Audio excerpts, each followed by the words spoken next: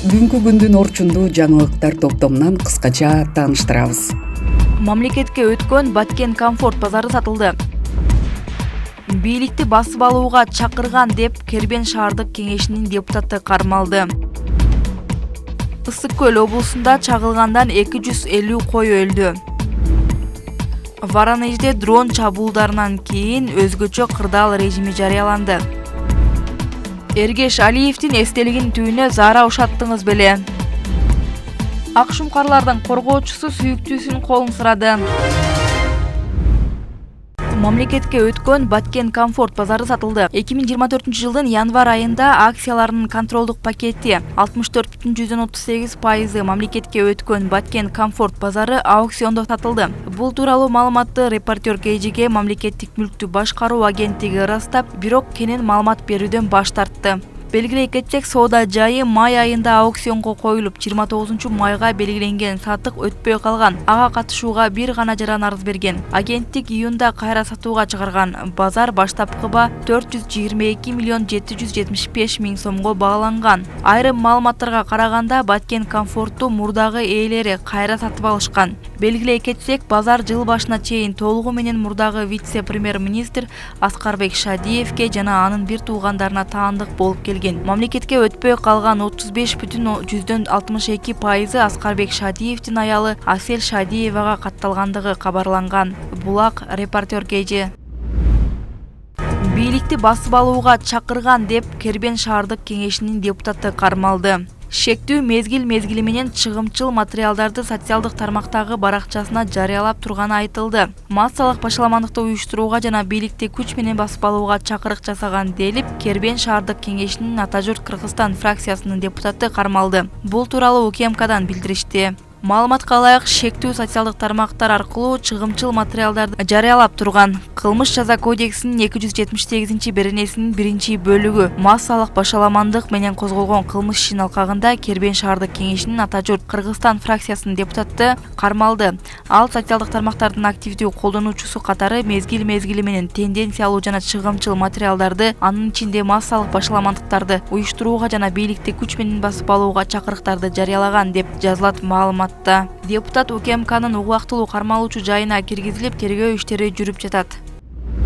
Урматтуу Москва шаарындагы мекендештер, Умбем клиникасы төмөнкү кызматтарды сунуштайбыз. Педиатр, гинекология, стоматология, неврология, хирургия, кардиология, лор, УЗИ жана башка. Андан тышкары массаж жана бардык лабораториялык анализдер. Толук маалымат +7 925 103 22 77. Биздин дарек Москва шаары, метро Нахимовский проспект, Сивашская 7, корпус 2. Сиздин ден соолугуңуз биздин камкордук.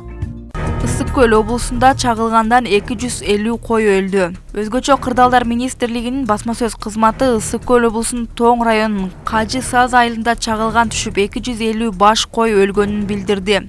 Министрликтин маалыматына ылайык, жаратылыш кырсыгы 7-июлда Жазы Кечүү жайлоосунда болгон. Окуя болгон жерге токтоо иштерин жүргүзүү үчүн жарандык коргонуу комиссиясы жана Тоң райондук өзгөчө кырдаалдар бөлүмүнүн кызматкерлери тартылган. Өзгөчө кырдаалдар министрлиги Кыргызстанда 8-июлдан 12-июлга чейин нөшөрлүү жамгыр жаап, аба ырайы туруксуз болоорун эскертип жатат.